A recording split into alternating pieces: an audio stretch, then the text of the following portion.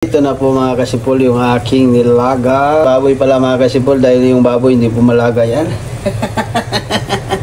Yan po mga kasipol at ilalagay ko na po yung ating dahon ng sibuyas para padagdag natin sa sarap ng ating nilaga mga kasipol.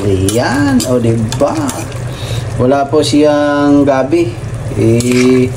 Aalis sana ako kanina pag uwi ko ng umaga galing work, diretso bibili sana ako ng gabi. Ang kaso mga kasipol ay kagabi pa hindi tumigil yung ulan, napakalakas, kaya wala na pong halong gabi yan mga kasipol at wala pa din ako ng pitsay.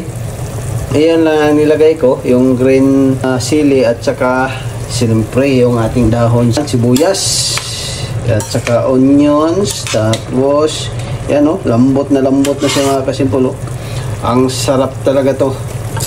At pinipressure ko po siya ng 10 minuto bago ko po siya mga kasimpol nilagyan ng pangpalasa natin. Yan, napakasarap.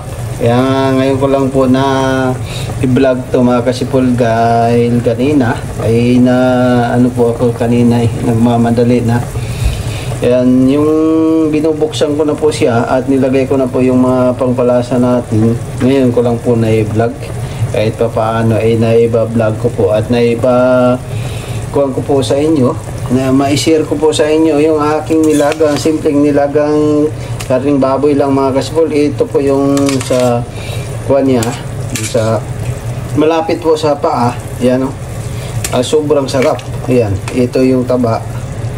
Yan. Oh, tingnan mo yung taba, lambot na mga kasipol.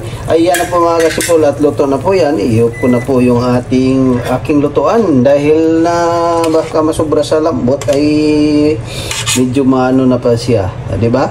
O tingnan mo yung taba. O, diba? Napakasarap-sarap. O, tingnan mo yung sabaw natin mga kasimpol at nagmamantika. Yan po ang pinakamasarap talaga sa nilagang karning baboy mga kasimpol. Ano lang po, pasensya na po sa yung hindi kumakain ng karning baboy. Dyan ha. Yan, kakain kami nito. Yung hindi kumakain, pasensya na po talaga. Skip niyo lang itong video na to. Yung hindi po magustuhan tong aking niluto. So sa amin kasi ito ay pinakamasarap itong mataba. Yan.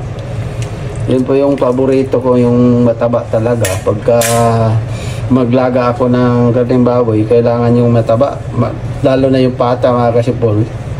Sa paa ng baboy, ayun po ang pinakamasarap ilaga. Lalo na yung ulo mga kasimpol. Sobrang sarap yan talaga mga kasimpol. Yan na po mga kasimpol at luto na po. At inok ko na po yung aking lutuan. Dahil luto na po yung aking nilagang karning baboy. At hanggang dito lang po yung ating video. Maraming salamat po sa inyong lahat. God bless po.